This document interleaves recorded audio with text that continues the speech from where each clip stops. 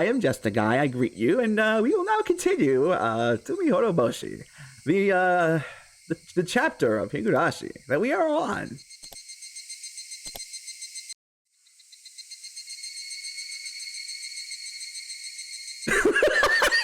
My God. About homing ability and homesickness. If you interpret homing ability in a broad sense, you can say that most animals have a homing ability. It's the same with humans. We like to sleep, rest, and eat at a place where we feel comfortable, namely our homes. Thus, a homing ability. Your home is to you what nests are to animals. Therefore, we can say that humans have a homing ability as well. First of all, why do animals need nests? The answer is the same as for humans. Sleeping, resting, and eating are essential actions for survival. At the same time, those actions leave one defenseless as well. That's why you need a safe area where you can be defenseless. Everybody knows that not having this safe area results in a high level of stress. When you move an animal to a new environment, it naturally becomes stressed. When you force a person to live in a foreign land where they aren't comfortable, they become greatly stressed as well. Everybody also knows that this kind of stress is called homesickness. The Japanese don't know much about homesickness. We defined it as a mental weakness, and we neglected to treat it for a long period of time. However, homesickness has a very long history. In Europe's Middle Ages, people believed that it wasn't a mental, but rather a physical disease. People also believe that out of everyone, the Swiss got this disease the most, and that is why their cheese is full of holes. The Swiss, you see, were known to be an ethnic group that worked away from home in that era. They lived far away from their homes. There were no telephones at that time, so they couldn't even hear their families' voices for ages and ages. So they made do by punching holes in their cheese and then sent them back. It was a very, very strange time. It's easy to imagine that the young Swiss workers got homesick while working in a strange land with only cheese to help communicate with their loved ones. These Swiss who got homesick wanted to go home, but they couldn't because of their jobs at the cheese factories. Some of them went crazy and tried to escape from the reality by committing suicide by drowning in milk or running away. Jesus Christ. The Swiss at the time were very superstitious, and many folk remedies and occult-like treatments to prevent homesickness went around. Since going home was the only treatment, they must have called it a fatal disease. But it wasn't really one, of course. Specifically, homesickness is a sign of that human homing instinct. Your brain desires to go back to your safe area, namely your home. At first, your brain makes you remember the happy memories of your home, and it urges you to go home in a natural way. But when reason stops you from achieving your desire, your brain starts sending unnatural signals to your body. As a result, your body gets weak, and that makes it more difficult for you to live in a strange land. In the end, you have to bend to reason in order to achieve your desire to go home. So, homesickness is born from our homing instincts. And the stronger one's homing instinct is, the stronger their homesickness. The strength of that homing instinct varies from individual to individual, and depends on the environment in which those individuals live. When your home is safe and the environment you live in is dangerous, your homing instinct grows stronger. On the other hand, when the environment you live in is safer than your homing instinct becomes very weak indeed. Safety isn't the only element that affects its strength. Cultural aspects affect it too. The many customs demanding families to return home for major events varies with each region, so your birthplace's culture also alters the strength of your homing instinct. Among those regions, the transcendents of Onigafuchi village were believed to have an excessively strong homing instinct. The people of Onigafuchi forbade their fellows from reliving, and, what's more, they were like salmon.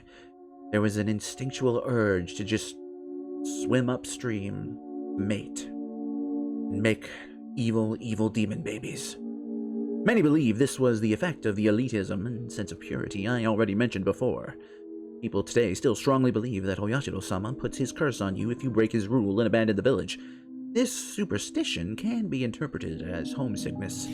If homesickness is directly proportional to one's homing instinct, then the exaggerated expression curse would signify the strength of that homesickness and also their homing instinct. I can assume that they hated the outside world and created an insular society precisely because of their powerful homing ability. Unfortunately, there's no way to measure the strength of the homing ability that the primitive people of Onigafuchi had. It was so strongly forbidden to leave the village that nobody had left long enough to get homesick. However, after the Meiji era, things changed. The sacredness of Onigafuchi dwindled with the efforts of modernization. Many young people started longing for city life, and some people were forced to leave the village to get a job. As a result, villagers started venturing outside the village borders.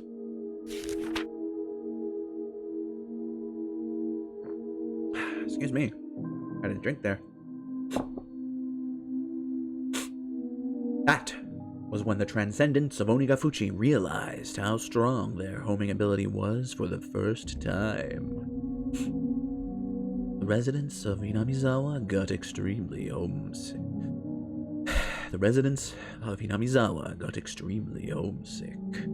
After a while, people started to call this homesickness the curse of Oyashirosama. It became rumored that a person who left the village to get a job in a strange land was cursed, that he went crazy and died, and people who had left the village started coming back to either it or the nearby town. Their homesickness and their homing ability were very strong because of their culture. It's reasonable to think that these were cultivated by the unique region in Hinamizawa, namely, the religion in Hinamizawa, namely, the cult of Oyashirosama. From the moment they were born, they were taught the rules of Oyashirosama. They must have felt guilty about leaving the village unconsciously. As a result, they considered their homesickness to be the curse of Oyashirosama. I'm not sure if their homesickness got stronger because of the rules of Oyashirosama, or if they made the rules of Oyashirosama because their homesickness got stronger. I don't know which came first. It's a on you and the egg sort of situation. I got tired of reading such small print and lay down on the floor on my back. The true identity of the curse of Oyashirosama is homesickness? Mio-san believed my story, and she let me read these scrapbooks. That's why I expected to find something interesting. But what it's saying is that the answer to it all is homesickness, which many doctors told me so many times at counseling. I'm a little upset. The word homesickness can't explain the extraordinary experiences I had. I saw Oyashiro-sama come down to me from a bright light in a bathroom. I saw the dusty, red, nasty maggots come out of my blood vessels, I tell you. Oops. This scrapbook doesn't explain any of that. Maybe I don't understand how Mio-san was going to explain the cloud of maggots. Maybe she didn't have any explanation of that to begin with. Was it just a delusion? I flipped through one of the other scrapbooks Mio-san let me borrow, looking for an explanation of the maggots I saw. Then I found it. It had the exact title I was looking for. About maggots and the curse of Oyashiro-sama. In the Meiji era, a group of villagers were on their way back to Hinamizawa, and they started discussing a rumor about a weird disease. They said that maggots started crawling out of the wounds of a person who left Hinamizawa, and that the maggots ate the person's body from the inside. The Shinto priest of the Furude shrine at that time explained that the weird disease was a sign of the curse of Oyashiro-sama. According to tradition, the Shinto priest showed the villagers an ancient scroll, and a foolish samurai warrior wielding a magic sword stepped forth to oppose me. Before the final blow was struck, I tore open a portal in time. flung him to the future, whereby evil is law. Now the fool seeks to return to the past and undo the future that is a coup. And he told them that the story of the maggots had been passed down through the ages. This is what the scroll said. The world where the demons came from must be interpreted as the land of death. And the demons in that land of death had to live their lives while being eaten by maggots. The villagers who are of the demon's blood had nothing to worry about as long as they lived in Hinamizawa under the protection of Oyashirosama. But once they left Hinamizawa, abandoning that protection, the maggots that had been sleeping in the blood of the demons would start to awaken, and they'd eat their bodies from the inside out.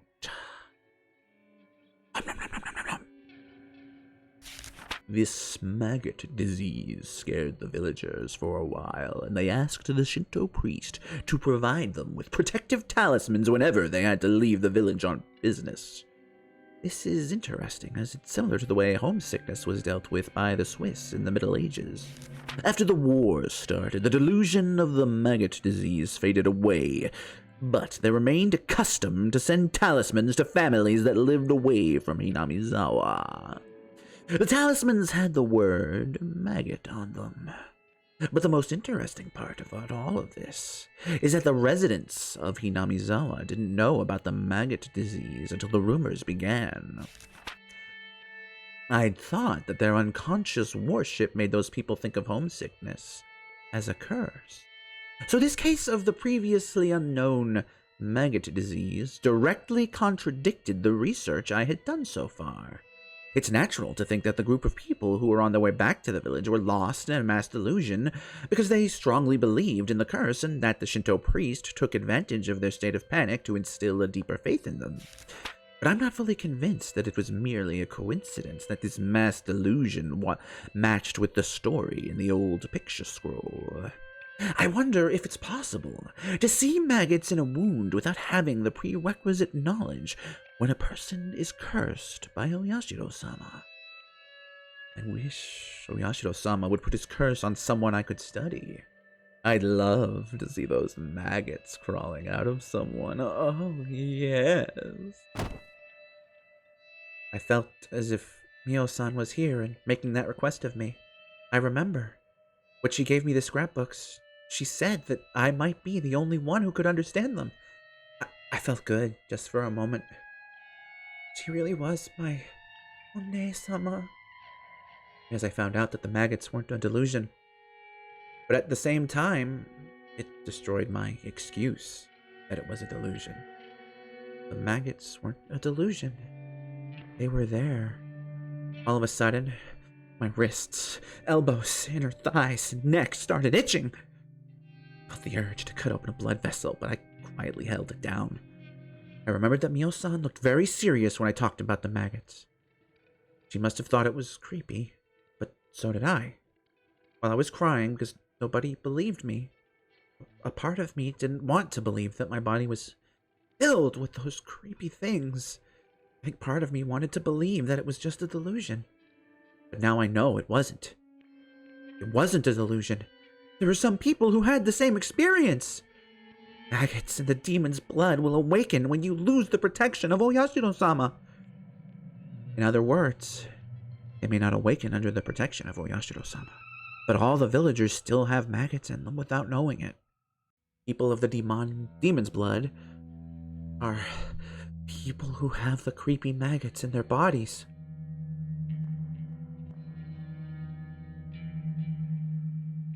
I tried not to jump to conclusions and flip the pages again. I unconsciously looked for something related to the maggots. About parasites and control of the host. The maggot disease made me think about something. Is it possible to say that the extremely strong homesickness of Hinamizawa was an infectious disease caused by some kind of parasite? I'm not trying to connect the maggots they saw with parasites. I'm trying to think about the possibility that their culture, their religion, might be associated with an infectious disease. Many infectious diseases are caused unintentionally by parasites. A parasite's host is literally its home. It wants to live within the host's body for as long as it can. The best way to do that is excuse me, to coexist with the host without the host knowing it.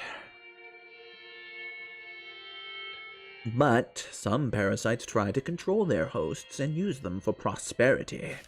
For example, some parasites have an ability to control their host in order to force them to be eaten by a superior host. A typical example is the Dicrocalium dendriticum. It uses snail or ants as intermediate hosts, and it forces them to move to the upper side of vegetation so that it's easier for a superior host to consume it. One parasite that controls more complicated animals is called Toxoplasma gondii. It uses mice as intermediate hosts, with the superior hosts being cats. This parasite makes a mouse lose its fear of cats in order to increase its chance of getting eaten, so that the parasite can live within a cat instead. There are parasites that choose hosts at random. The Rabies Virus is commonly known for that. It lives and breeds in the brain of a host, and it moves into the host's saliva through the salivary glands. It makes the host extremely aggressive in order to make it bite things randomly, so that it in turn can move into the other hosts through saliva. That's what rabies does. Many parasites have a similar ability to control hosts to their benefit.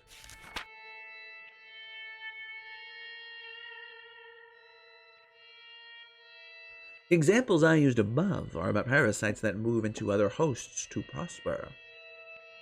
But I think there must be some kind of parasite that controls its host in order to have a comfortable environment in which to live. I want to connect this theory to the abnormal homing ability and homesickness of the Onagafuchi residents. Let's say there's some kind of parasite that exists in Hinamizawa, and it lives within all of the villagers' bodies.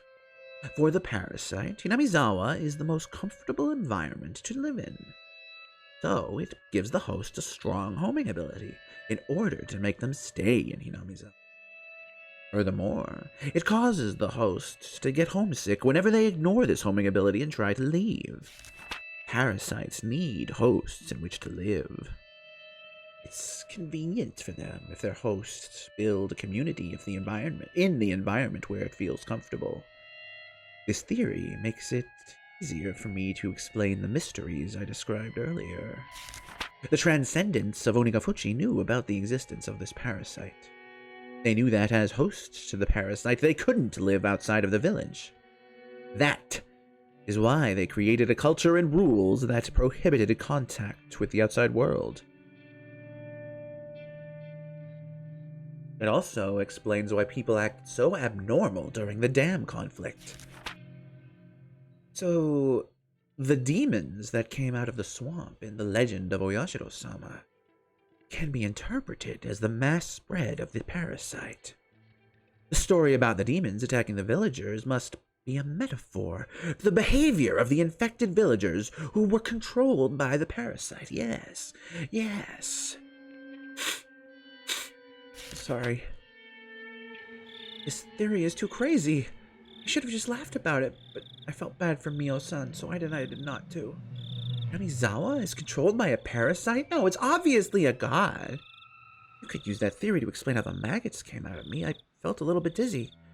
I was so confused, and a part of me thought it was all ludicrous. And another part of me thought it was more convincing than any curse.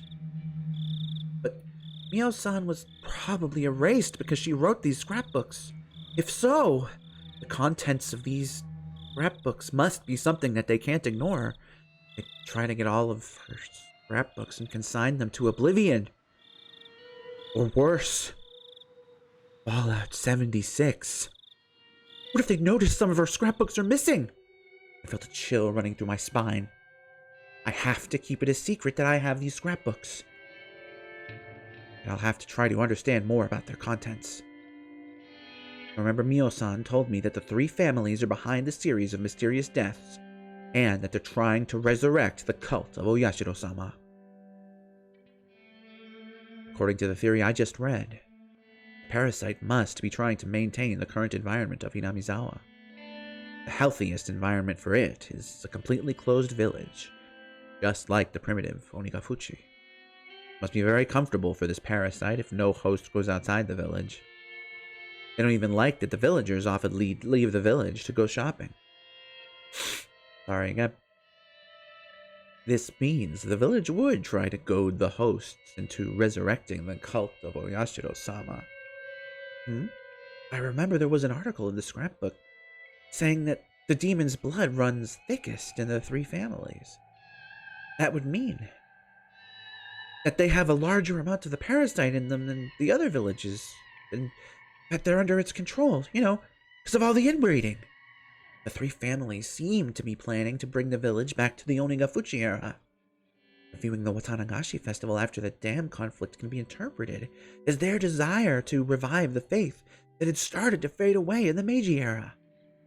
The three families, especially the Sonozaki family, have a great influence over the region and the public organizations. What's going on here? I thought this to be a poorly written theory, but the pieces fit together, one after another.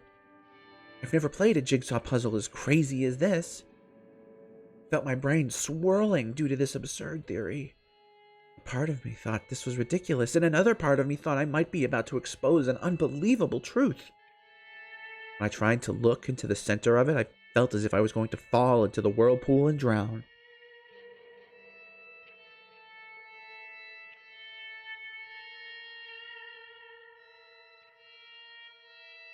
I'll have to devote myself to reading more seriously. There must be some truth to this. It caused me misfortune and made my life miserable after I moved to Ibaraki. I might be able to find the truth, including the cause of my parents' divorce and my desperate behavior. I thought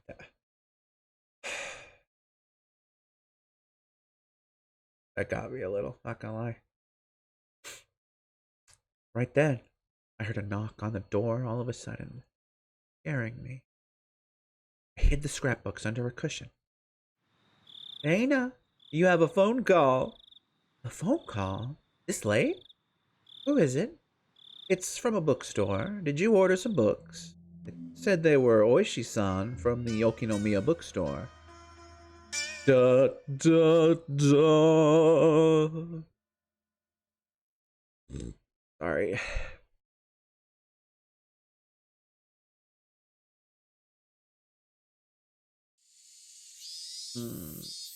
I opened the windows, but all they let in was heat and the cries of the cicadas. It's too hot. It really is. It was break time between classes, so we couldn't really get any rest. Mion and I leaned on our desks, exhausted by the heat. The younger kids sure are tough, considering how the heat wasn't bothering them at all. They were running around the classroom despite the temperature. Do schools in the cities have air conditioning in their classrooms? No, they don't. Only the teacher's office gets to have air conditioning. Wow, that's better than nothing. If I were a student at a school like that, I'd attack the teachers and take over their office. You'd be the first student ever to do that.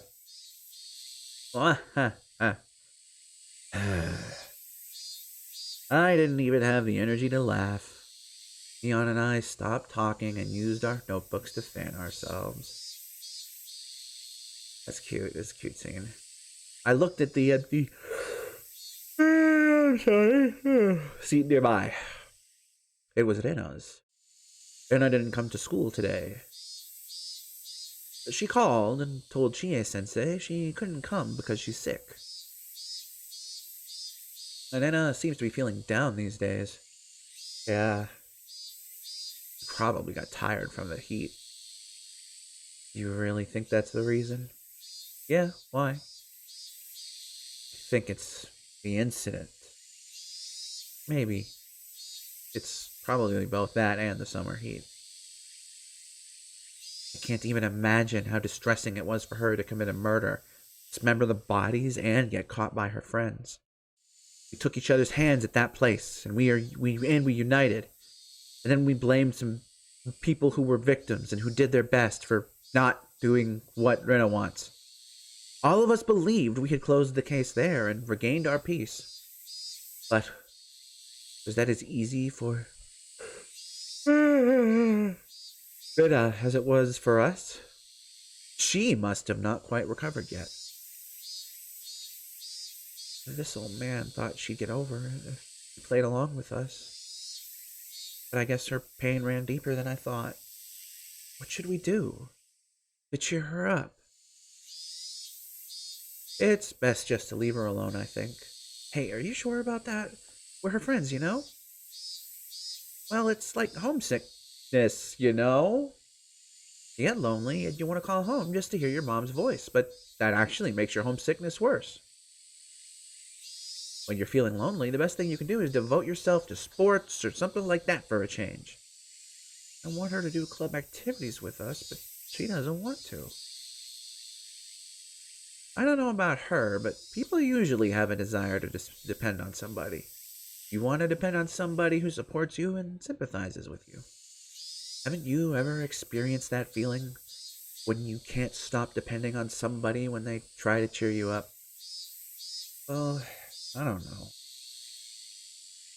Completely depending on someone means trying to earn even deeper sympathy from them.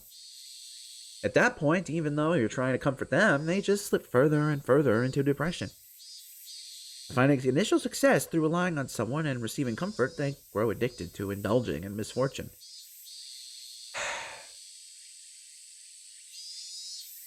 Yeah, Mion, it really is starting to sound like you were just rolling with whatever the hell Reina said to let her get that out of her system so we could move on. Truly, also got best girl. Anna knows that. Does she? Anna knows that too. That's why she wants to be alone right now. If she wanted to depend on us or get comfort, brother. All she'd have to do is stay with us and cry all the time. So how could we cheer her up? I think she'd appreciate it more if you tried to help her forget her pain than if you tried to cheer her up. Don't comfort her and don't cheer her up. There's nothing I can do, is there? That's the golden rule for psychologists, you know? Mental trauma can only be healed by the person who has it. If someone else helps a person out of their mental trauma, even if they succeeded, that person wouldn't be completely healed. So, all we can do now is wait until Rena heals on her own. I understand the idea, I just don't like how cold it sounds.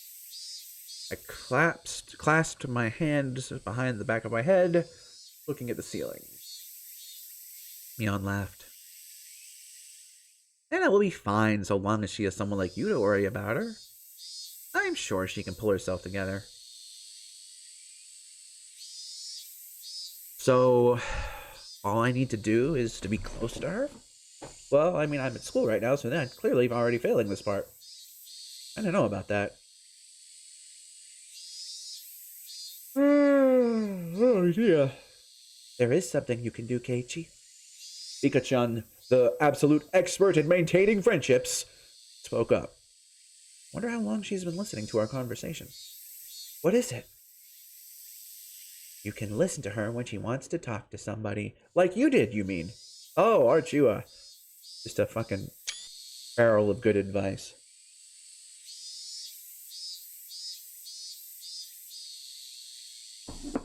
Hold on, I gotta take that one to Twitter. That one deserves it for sure. Sorry about that.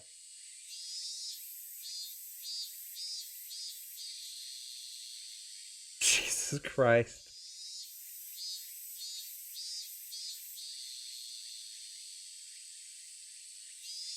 Jesus, Rika, I can't believe you. All the people that say that.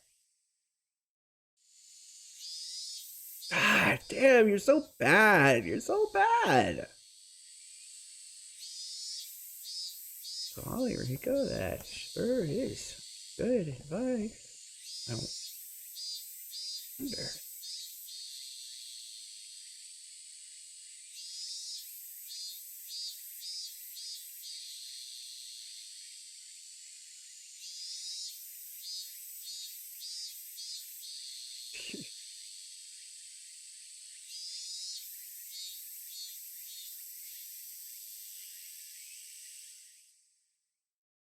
Come thinking of it, huh?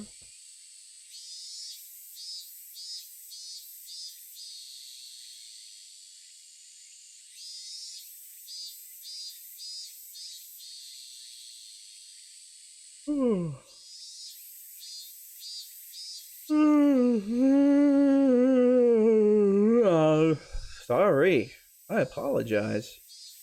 That was quite a yawn. I think. Maybe it wasn't quite a yawn, and I am just a foolishly foolish fool who has been done foolish things on this foolish day, so that I can say hip hip hooray. What is it? You can listen to her when she wants to talk to somebody. Is that all? I just listen and I don't need to make her feel better? Hey, John, people feel better just by talking to somebody. Sometimes all they need is someone who does nothing but listen quietly. Just like me said, I think it's important for us as her friends to be there for her whenever she wants to talk to somebody. Wow, did you think that, Rika? Huh? You really think that, huh? Really? Miana and Mika-chan were absolutely right. I was going to pat Rena on her shoulder and tell her to cheer up when I saw her next, but now I know that would have been one-sided on my part. Rena doesn't want to feel down herself. She wants to cheer up if at all possible. If I cheered her up irresponsibly, she'd be very disappointed, because she'd think that I didn't understand her pain. Very good. You're right. I guess I wasn't even trying to understand how she felt.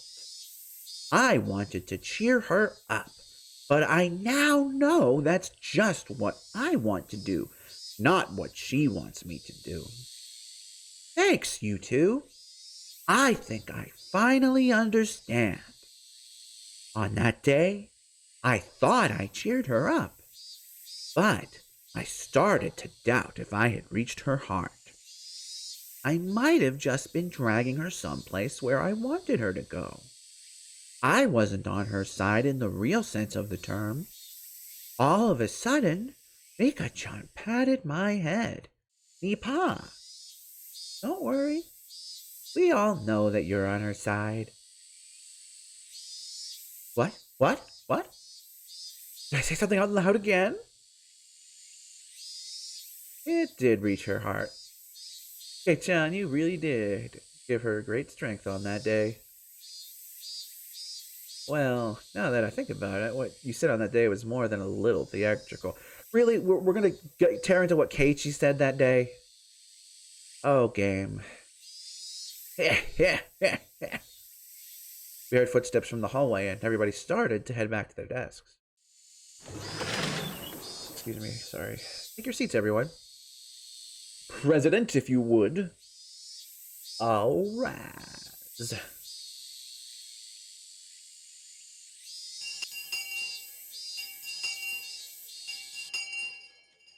We didn't have a club meeting that day because Rena wasn't around. That worked out for me, because I had an errand to run. It wasn't a big errand. My mom wanted me to use her point card to get some detergent. I didn't see the point of going all the way to the store just to get detergent, but my mom told me to go because she is busy helping my dad with his work. I started walking towards the shopping center. I'd noticed someone was watching me, hiding behind a distant tree. I wonder who would do such a mischievous thing. I stared at them to find out who it was, at which point they emerged. Oh, Rena, Are you feeling better now? I was about to say that, but I swallowed the words. Somehow, Rena looked very serious.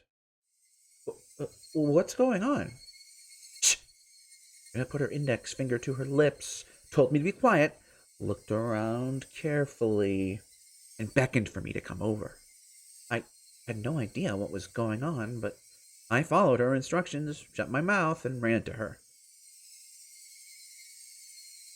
Rena gestured for me to squat down to hide in the shadow of the bush.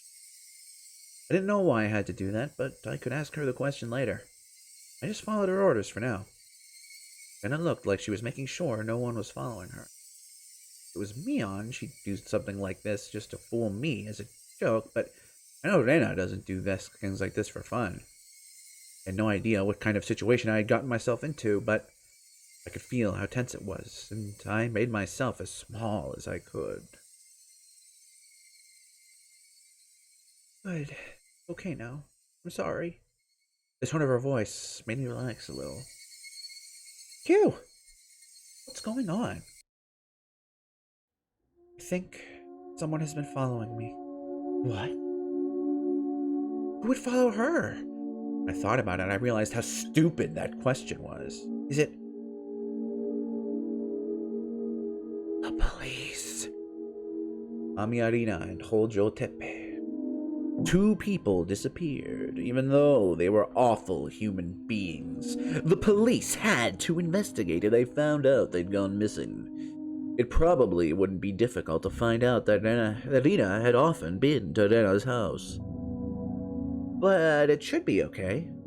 As long as they don't find those bags, it should be okay.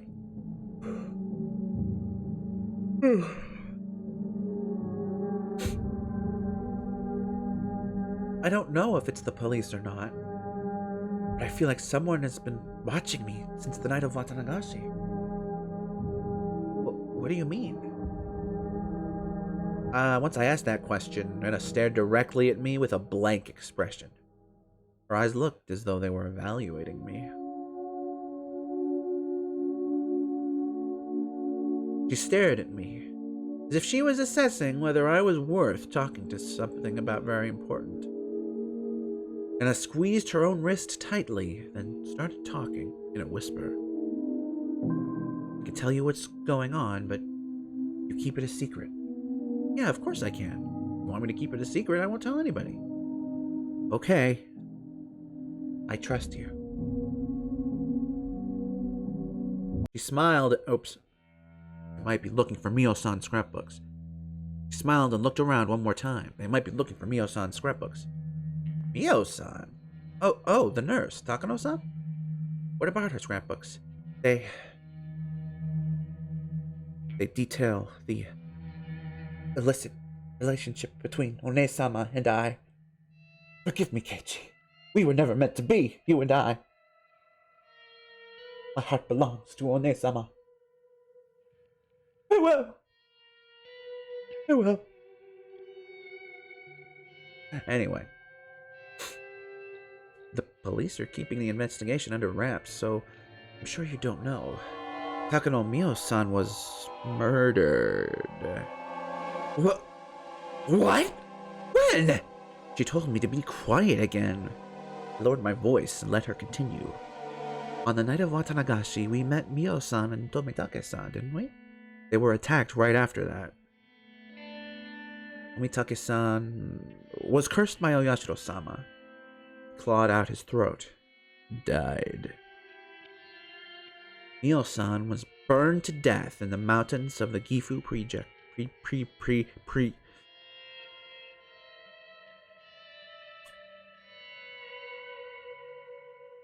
Mio-san was burned to death in the mountains of the Gifu prefecture. Is that true? I mean, nobody told me about it. I didn't hear about this. I know. That's because the police haven't disclosed their investigation. These cases make the 5th of the series of mysterious deaths. So, the police have decided not to go public yet. I see. I understand why the police are keeping quiet about it. But then where did you hear this? Can you keep it a secret? I've been in contact with Oishi-san. He's a detective from the Okinomiya Police Department. His car is very air-conditioned. Rena, why are you looking so shy? What do you mean air-conditioned? Well, you see, he told me about the case. Why did he tell you? I don't know. He said he told me because he could trust me. I was dumbfounded to hear all this, but I knew she wasn't lying. If it was Mion, she'd be sticking her tongue out by now, but Rena wouldn't make a joke out of something like this. I think the reason why Mio-san was murdered is because of her research. You know, she was doing ethnological research by studying the history of this village. I've heard something along those lines. Takano-san was interested in the occult and in mysterious things. I remember Mion once told me that she was studying the village's legends of man-eating demons out of curiosity. I think she discovered a very important secret about this village through her studies. Maybe she wasn't even close to the truth, but they thought she was. Wait a second. What's the secret of this village you're talking about? I just read a few of her scrapbooks, but those were the ones that she was handling with extra caution, so I think there are pretty important things written in them. I think I know about 80% of what about what Mio-san was trying to uncover. But if it's true, it's almost too crazy to believe. Right now I'm trying to find out whether Mio-san's theory is right or not. So what is it? What is the secret of this village? What could be so important that you might get killed just by finding out about it, just by knowing it? I gasped the moment the words left my mouth.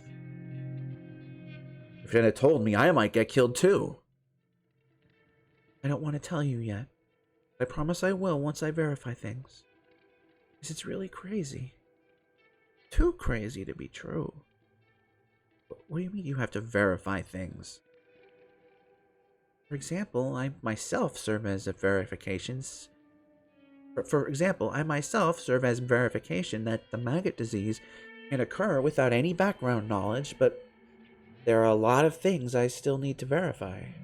They sound too crazy to be true, and I can hardly believe them if I don't verify that they are. Maggots? I was totally lost now, and I wanted to ask her some questions, but I decided not to cut in. It was so hot outside. But then I held her arms as if she was cold. Nina, I'm always on your side. You can trust me. Thank you. I really appreciate it. From her expression alone, I could tell that she really meant it. I could also tell that she was involved in something very big and that she felt lonely because she couldn't tell anybody else about it. I had to be on her side while she was going through a difficult time. You shouldn't tell anybody that you met me here today. They might try to hurt you if they found out. Okay. Isn't there anything I can do to help? Not right now. But it's very reassuring that I can ask you for help when I need it. I'll depend on you someday. Yeah. Anytime. Shh! A car is coming!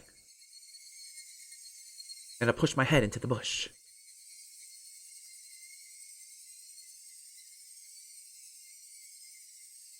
I went along with it and crouched down even lower in the bushes. Dots. We stayed quiet for a while. I could hear a car coming closer. And after a while, a white van passed by. I was surprised at her hearing.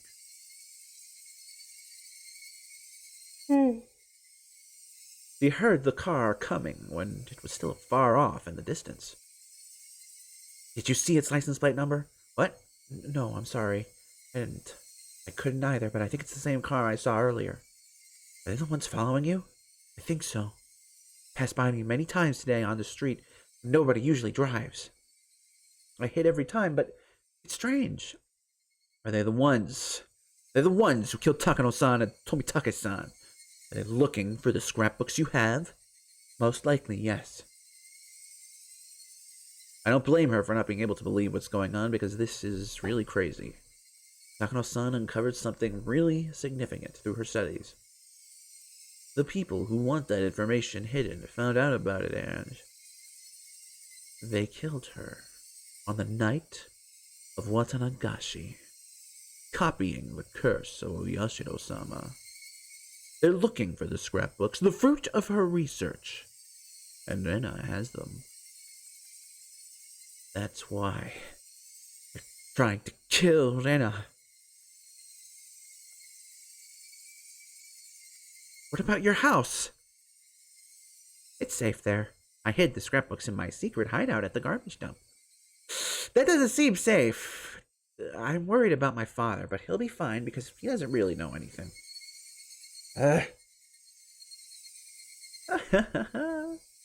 Written on your face, Keichika. It says, I can't believe it because it sounds too crazy to be true. Am I right?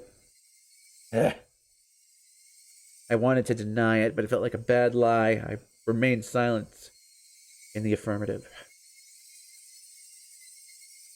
Well, that's a normal reaction. I couldn't believe any of it when I read the first scrapbook. I finally started seeing the connections after reading all of them. I'm sorry. I do want to help you. I just don't know how if I don't see the whole picture of what's going on. If I tell you, it might put you in danger. You're already in danger, right? I don't mind. Don't worry about me. Okay, I'll tell you then. It's probably the 3 families who killed Mio-san and Tomitake-san. That's a leap, ain't it? Be more specific. It's the Sonozaki family. Mi-chan's family. Why? Whoa, what?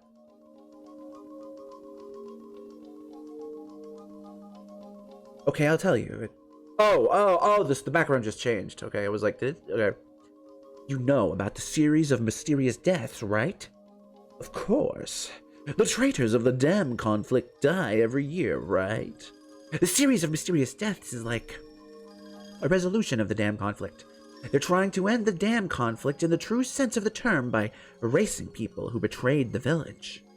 It does look like that in a way. Nobody really says it out loud, but everybody is suspicious that the Sonozaki family is behind it. That's what I've heard. But if they really wanted to erase the traitors, they wouldn't have to do it on the night of the Watanagashi. Why don't they kill them all at once instead of killing them one by one, using the curse and demoning them away every year? Wouldn't that make more sense? I've never heard the words demoning away before, but Rena clearly thought they have some kind of creepy, significant meaning, so I decided not to put in. That means that they're using the series of mysterious deaths in order to resurrect the sacredness of the Watanagashi festival. Step by step, they're reviving the sacred nature of Onigafuchi that was lost in the Meiji era. Their goal is to revive the level of belief in Oyashirosama that used to exist in primitive times. Belief in Oyashirosama? Are you talking about the Furude Shrine? Yes. Do you think people revere the Furude Shrine now? Elder people respect the shrine, but that's it. Kids think of it as a place to play, and most of the villagers think of it as a special place. Why did I add special to that? Think of it as a place to gather for local events. Its scarce sacredness has become lost. But with the dam conflict, it started to revive. And they took it as a good opportunity to bring back the cult of Oyashirosama. So you're saying that some fanatical Oyashirosama worshippers are behind all this? That's what I'm saying. The cult of Oyashirosama was managed by the three families to begin with. The three families passed down their ultimate goal of reviving the cult of Oyashirosama down to the present generation. When you think about it, you'll understand why the three families took the initiative in uniting the villagers during the dam conflict, and why they set up the Onegafuchi Guardian's office in the Furudere Shrine, letting Oyashirosama, who was almost forgotten at the time. So the three families, the fanatical Oyashiro-sama worshippers orchestrated the series of mysterious deaths in Hinamizawa? Wait, why would they kill Takano-san? Because she discovered the important secret of this village. The three families have been hiding it since the era of Onegafuchi.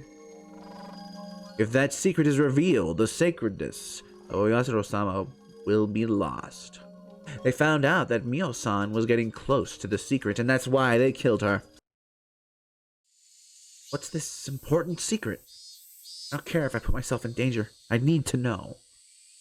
I don't want to tell you yet. I don't want to tell you until I'm 100% sure about it.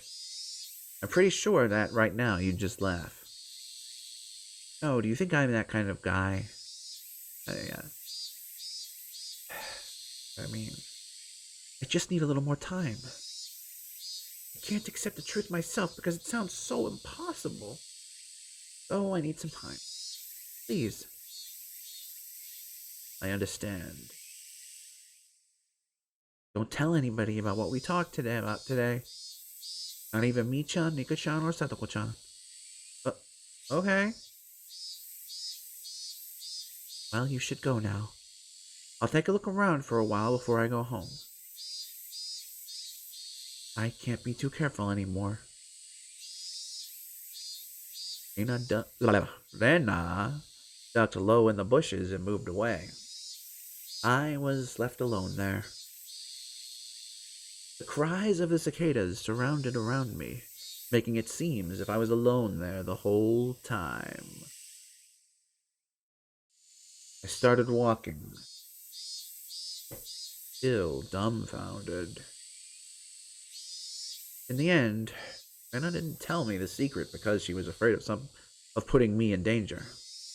But she told me clearly that there are people who want to resurrect the cult of Oyashiro-sama, and that they're among the three families that control the entire village.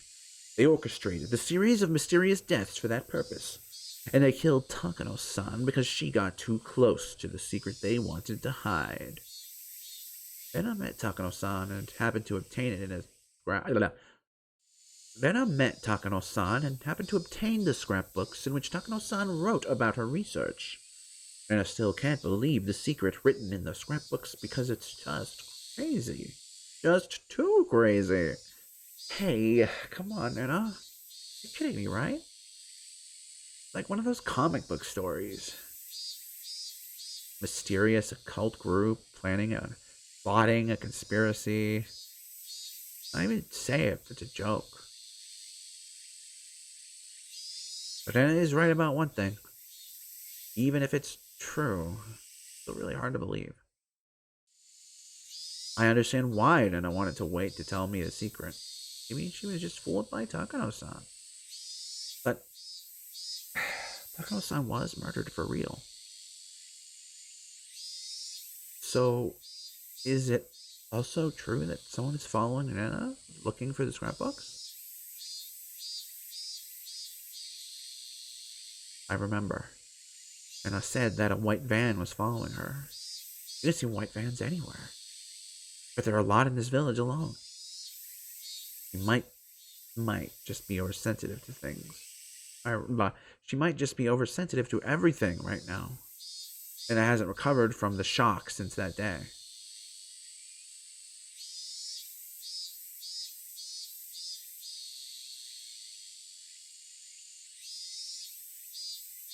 Rena hasn't recovered from the shock since that day.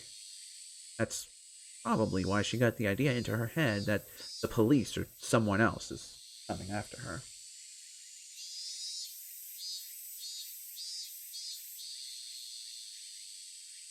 I didn't cut in while she was talking. I think I did the right thing. I had said that it was ridiculous or something to her face, and I wouldn't have trusted me ever again. At that point, however, I gasped. A white van was parked on the side of the street. I wasn't sure if this was the same car that passed by earlier, since I didn't see the plate number. But the number of people in the car and the ambience of it was similar to the one earlier. And there's one other thing that looked suspicious about it. There was no reason to park here. It was on a small road in the middle of the woods. There's nothing around here. No traffic lights, no vending machines, and no public phones. I probably wouldn't notice it under ordinary circumstances, but I felt something was wrong. And once I noticed how odd it was definitely suspicious. There were 4 men in work uniform. This is in the white van. The driver was smoking a cigarette, but the other 3 men were just sitting there, doing nothing. If they wanted to take a break or have a smoke, they could have chosen a better place than here.